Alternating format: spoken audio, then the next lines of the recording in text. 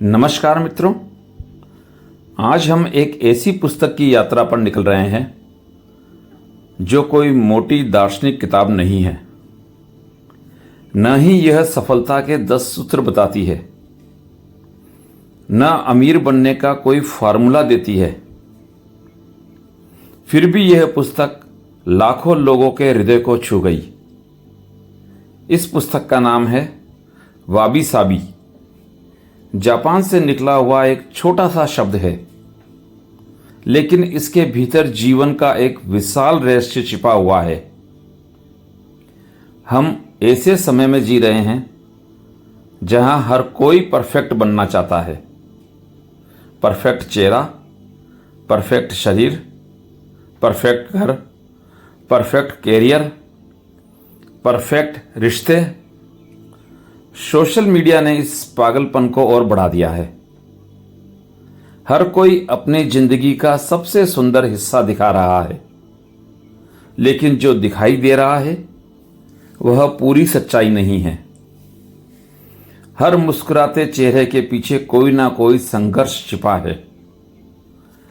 हर सफलता के पीछे अनेक असफलताएं दबी हुई हैं।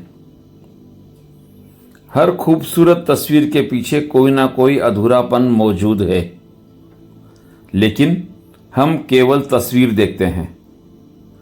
हम केवल परिणाम देखते हैं और फिर अपनी जिंदगी से असंतुष्ट हो जाते हैं। वाबी साबी इसी असंतोष को तोड़ने का एक द्वार है। यह कहता है, जो अपूर्ण है वही सुंदर है। पहली बार जब यह बात सुनते हैं तो अजीब लगती है, क्योंकि बचपन से हमें उल्टा सिखाया गया है। हमें सिखाया गया कि सबसे आगे आओ, सबसे अच्छे बनो, गलती मत करो, कमजोरी मत दिखाओ, अधूरे मत रहो। लेकिन क्या प्रकृति ऐसी है? क्या पेड़ पर लगा हर पत्ता परफेक्ट है? क्या पहाड़ बिल्कुल सममित है? क्या नदी सीधी बहती है? क्या बादल एक जैसी आकृति रखते हैं? नहीं, प्रकृति में कहीं भी पूर्णता नहीं है, और शायद इसी कारण प्रकृति इतनी सुंदर है।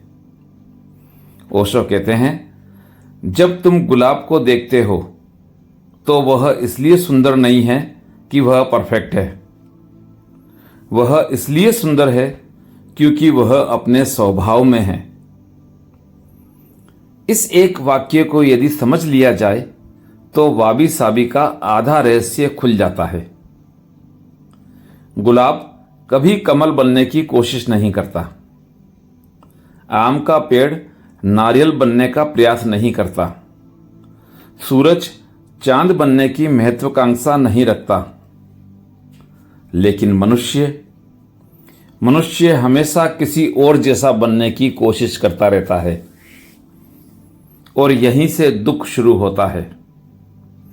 तुम अपने पड़ोसी जैसा बनना चाहते हो, तुम किसी अभिनेता जैसा दिखना चाहते हो, तुम किसी अमीर व्यक्ति जैसी सफलता चाहते हो, तुम किसी गुरु जैसी शांति चाहते हो, लेकिन तुम स्वयं नहीं बनना चाहते। वाबी साबी कहता है, स्वयं बनो। और स्वयं बनने का अर्थ है अपनी अपूर्णताओं को स्वीकार करना। जरा सोचिए, यदि आपकी जिंदगी की सारी गलतियां मिटा दी जाएं तो क्या बचेगा? शायद कुछ भी नहीं, क्योंकि हमारी गलतियां ही हमें सिखाती हैं। हमारे घाव ही हमें परिपक्व बनाते हैं। हमारे संघर्ष ही हमें गहराई देते हैं। जापान में एक अद्भुत कला है जिसे कित्सुंगी कहते हैं। जब कोई मिट्टी का बर्तन टूट जाता है तो उसे फेंका नहीं जाता, उसे सोने की परत से जोड़ा जाता है। जहां दरार होती है वहीं सोना भरा जाता है। परिणाम यह होता है कि टूटा हुआ बर्तन पहले से भी अधिक सुंदर दिखाई देने लगता है। यह केवल कला नहीं है, यह जीवन का दर्शन है। इसका संदेश है, तुम्हारी दरारें तुम्हारी कमजोरी नहीं है। तुम्हारे जीवन में जो टूटन आई है वही तुम्हारी सुंदरता बन सकती है। कई लोग अपने अतीत को लेकर दुखी रहते हैं। किसी का रिश्ता टूट गया, किसी का व्यवसाय असफल हो गया, किसी ने किसी प्रियजन को खो दिया, किसी ने जीवन में बहुत अपमान झेला और वे सोचते हैं कि अब वे पहले जैसे नहीं रहे। सच भी है, वे पहले जैसे नहीं रहे, लेकिन इसका अर्थ यह नहीं कि वे कम मूल्यवान हो गए। हो सकता है वे पहले से कहीं अधिक गहरे हो गए हों। ओशो कहते हैं, दुख यदि जागरूकता के साथ जिया जाए तो वह बुद्धिमत्ता में बदल जाता है। यह बहुत महत्वपूर्ण बात है। दुख स्वयं समस्या नहीं है। समस्या है दुख के प्रति हमारा दृष्टिकोण। हम दुख से भागते हैं, हम टूटन को छिपाते हैं, हम अपने घावों पर पर्दा डालते हैं। लेकिन वाबी साबी कहता है, उन्हें छुपाओ मत, उन्हें स्वीकार करो, क्योंकि वही तुम्हारी वास्तविक कहानी लिखी हुई है। एक बार एक वृद्ध जापानी माली से किसी ने पूछा, आपका बगीचा इतना सुंदर कैसे है? उसने उत्तर दिया, मैं उसे परफेक्ट बनाने की कोशिश नहीं करता। कितना अद्भुत उत्तर है। हम जीवन को सुंदर बनाने के बजाय परफेक्ट बनाने में लगे हुए हैं और इसी कारण सौंदर्य खो जाता है। सोचिए, जब आप किसी बच्चे को खेलते हुए देखते हैं तो वह सुंदर लगता है। क्यों?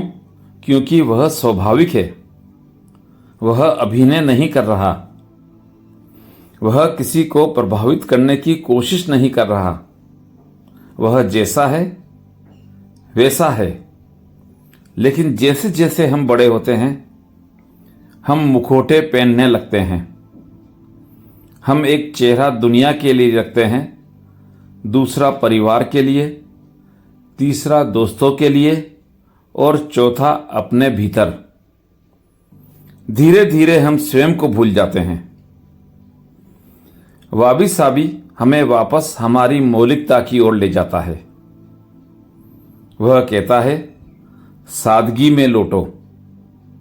आज का मनुष्य जटिल हो गया है। घर भरे हुए हैं, अलमारियां भरी हुई है, मोबाइल भरे हुए हैं, दिमाग भरे हुए हैं, लेकिन हृदय खाली होता जा रहा है। हमने बहुत कुछ इकट्ठा कर लिया है, लेकिन शांति खो दी है। जापानी संस्कृति में खाली स्थान का बहुत महत्व है। वे मानते हैं कि खालीपन भी सुंदर होता है। और यह बात केवल घरों पर लागू नहीं होती, यह मन पर भी लागू होती है। ओशो कहते हैं, ध्यान का अर्थ है भीतर स्थान बनाना। जब मन विचारों से भरा रहता है तो जीवन की संगीत ध्वनि सुनाई नहीं देती। जब भीतर थोड़ा खालीपन आता है तब अस्तित्व बोलना शुरू करता है। तब पक्षियों की आवाज अलग लगती है। तब हवा का स्पर्श अलग महसूस होता है। तब सूर्योदय केवल सूर्योदय नहीं रह जाता, वह एक ध्यान बन जाता है। लेकिन इसके लिए धीमा होना पड़ता है और आधुनिक दुनिया तेजी सिखाती है। जल्दी करो, भागो, आगे बढ़ो, कुछ बनो, कुछ हासिल करो। लेकिन वाबी साबी कहता है, रुको, थोड़ा ठहरो, एक कप चाय को ध्यान से पियो, एक फूल को ध्यान से देखो, एक सांस को महसूस करो। जीवन कहीं दूर नहीं है, जीवन इसी क्षण में है। और यही इस पुस्तक की सबसे गहरी शिक्षा है। अधिकांश लोग भविष्य में जीते हैं। वे सोचते हैं जब पैसा आ जाएगा तब खुश होऊंगा, जब बड़ा घर बन जाएगा तब खुश होऊंगा, जब सारी समस्याएं खत्म हो जाएंगी तब खुश होऊंगा। लेकिन वह दिन कभी नहीं आता, क्योंकि मन हमेशा अगला लक्ष्य खोज लेता है। ओशो कहते हैं मन भविष्य में जीता है, चेतना वर्तमान में। वाबी साबी भी यही कहता है। यह क्षण पर्याप्त है। यह क्षण पूर्ण नहीं है, लेकिन पर्याप्त है। आप पूर्ण नहीं हैं, लेकिन पर्याप्त है।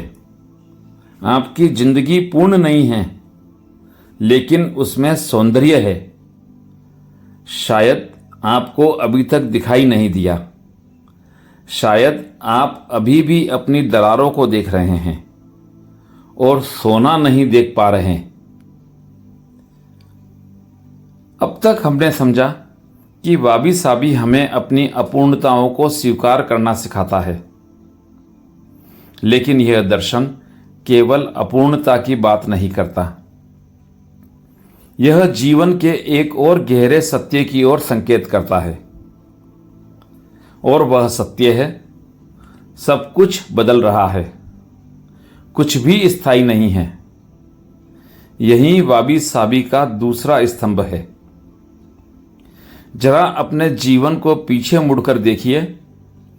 जो बचपन कभी इतना वास्तविक लगता था, वह अब केवल स्मृति है। जो लोग कभी आपके जीवन का केंद्र थे, उनमें से कई आज दूर है। जो घर कभी अपना लगता था, शायद अब वहां कोई और रहता है। जो चेहरा कभी आईने में दिखाई देता था, वह भी बदल चुका है। सब कुछ बदल गया, और जो आज है वह भी बदल जाएगा। फिर भी मनुष्य परिवर्तन से डरता है। हम चाहते हैं कि जो सुखद है वह हमेशा बना रहे। जो संबंध अच्छा है वह कभी ना बदले। जो शरीर युवा है वह हमेशा युवा रहे। जो सफलता मिली है वह कभी खत्म न हो। लेकिन अस्तित्व किसी की इच्छा से नहीं चलता।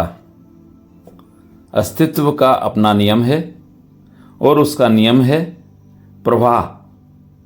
नदी बहती है, हवा बहती है, समय बहता है, जीवन बहता है। ओशो कहते हैं जीवन कोई वस्तु नहीं है, जीवन एक प्रवाह है।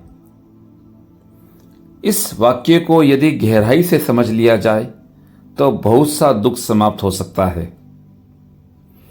क्योंकि हमारा अधिकांश दुख परिवर्तन के विरोध से पैदा होता है।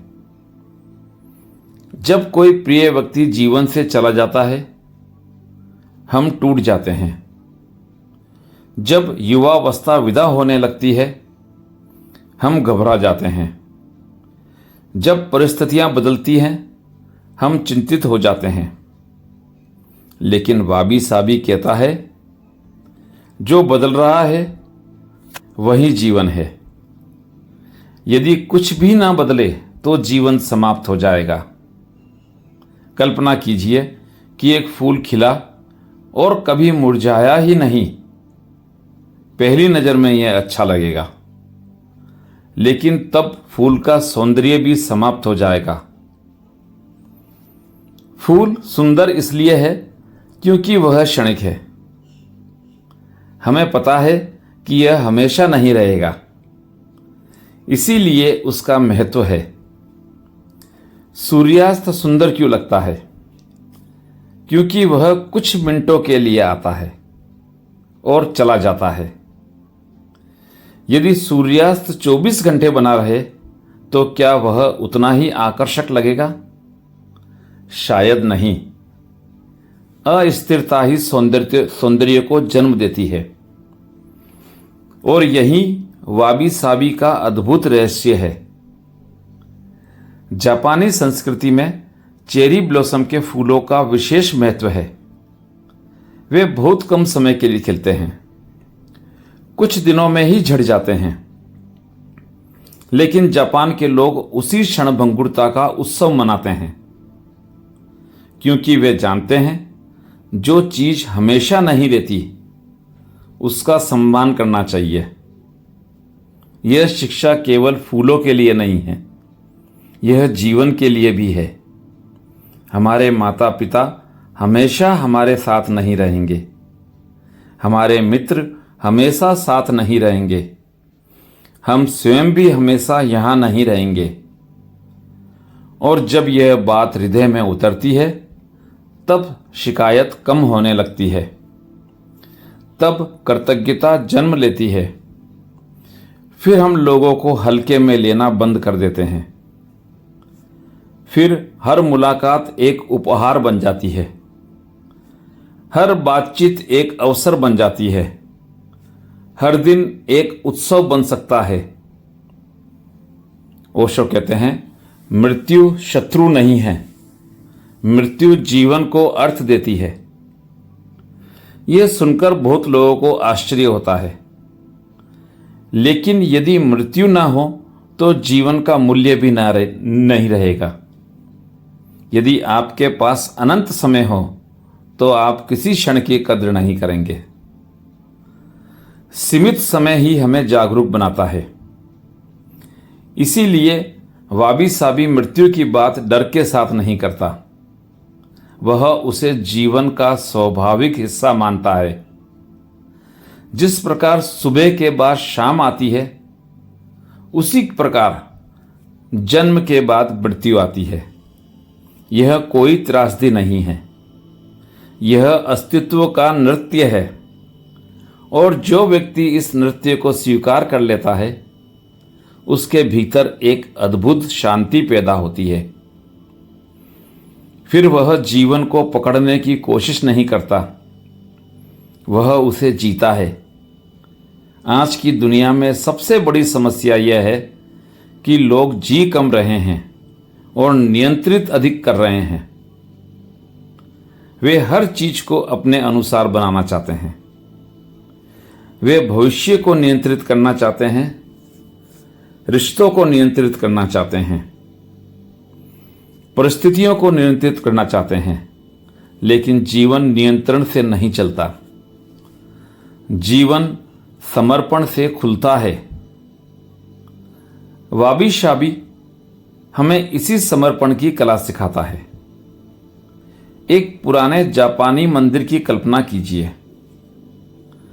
लकड़ी पुरानी हो चुकी है, रंग फीके पड़ चुके हैं, कहीं कहीं निशान दिखाई देते हैं, लेकिन उसी में एक गहराई है, उसी में एक गरिमा है, उसी में समय का स्पर्श दिखाई देता है। आधुनिक दुनिया हर चीज को नया बनाए रखना चाहती है, लेकिन वाबी साबी कहता है पुराना भी सुंदर है, उम्र भी सुंदर है, झुर्रियां भी सुंदर है, अनुभव भी सुंदर है। हम ऐसे समाज में रहते हैं जहां बुढ़ापे को छिपाया जाता है। लोग अपने सफेद बालों को छिपाते हैं, झुर्रियों को मिटाने की कोशिश करते हैं, लेकिन वाबी साबी कहता है हर झुर्री एक कहानी है, हर सफेद बाल एक अनुभव है, हर निशान एक यात्रा है। उन्हें मिटाने की क्या आवश्यकता है? उन्हें सम्मान दो, क्योंकि वे तुम्हारे जीवन की कविता हैं।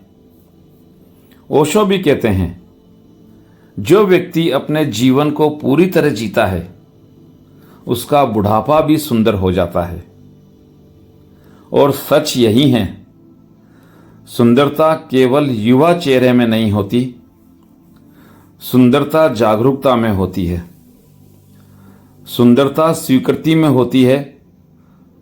सुंदरता उस व्यक्ति में होती है जिसने जीवन को समझ लिया हो। वाबी साबी हमें धीरे धीरे उसी समझ की ओर ले जाता है। वह कहता है, जीवन को ठीक करने की कोशिश मत करो, उसे महसूस करो। अपने आप को बदलने की जल्दी मत करो, अपने आप को जानो। पूर्णता के पीछे मत भागो, प्रामाणिकता को खोजो। दूसरे जैसा बनने की कोशिश मत करो, अपने जैसा बनो। और शायद यही इस पुस्तक का सबसे बड़ा संदेश है। जब आप अपने जीवन को ध्यान से देखेंगे तो पाएंगे कि सबसे सुंदर क्षण वे नहीं थे जब सब कुछ परफेक्ट था। सबसे सुंदर क्षण थे जब आप पूरी तरह उपस्थित थे। किसी मित्र के साथ बिताई गई एक शाम, मां के साथ हुई कोई साधारण बातचीत, बरसात की एक शाम, किसी पेड़ के नीचे बिताया गया शांत क्षण, एक कप चाय, एक मुस्कान, एक स्पर्श। ये क्षण परफेक्ट नहीं थे, लेकिन जीवंत थे। और जीवन पूर्णता में नहीं, जीवंतता में खिलता है। तो आज जब यह पॉडकास्ट समाप्त हो रहा है, एक छोटी सी बात अपने साथ लेकर जाइए। अपने जीवन की किसी एक कमी को देखिए, किसी एक दरार को देखिए, किसी एक अधूरेपन को देखिए और पहली बार उसे समस्या की तरह नहीं, सौंदर्य की तरह देखने की कोशिश कीजिए। हो सकता है वहीं से एक नई दृष्टि जन्म ले। हो सकता है वहीं से शांति का पहला फूल खिले। हो सकता है वहीं से आप स्वयं को स्वीकार करना शुरू कर दें। और जिस दिन आपने स्वयं को स्वीकार कर लिया, उसी दिन जीवन के साथ आपका संघर्ष समाप्त होने लगेगा। ओशो के शब्दों में स्वीकृति ही ध्यान का द्वार है। और वाबी साबी का पूरा सार शायद इसी एक वाक्य में समा जाता है, जो है उसे प्रेम से स्वीकार करो। अपूर्ण हो फिर भी सुंदर हो, अस्थायी हो फिर भी मूल्यवान हो, टूटे हुए हो फिर भी संपूर्ण हो। यही वाबी साबी है, यही जीवन है। यह यात्रा आपको कैसी लगी कमेंट करके जरूर बताएं। अच्छी लगी हो तो सब्सक्राइब करें, लाइक करें और शेयर करें। धन्यवाद।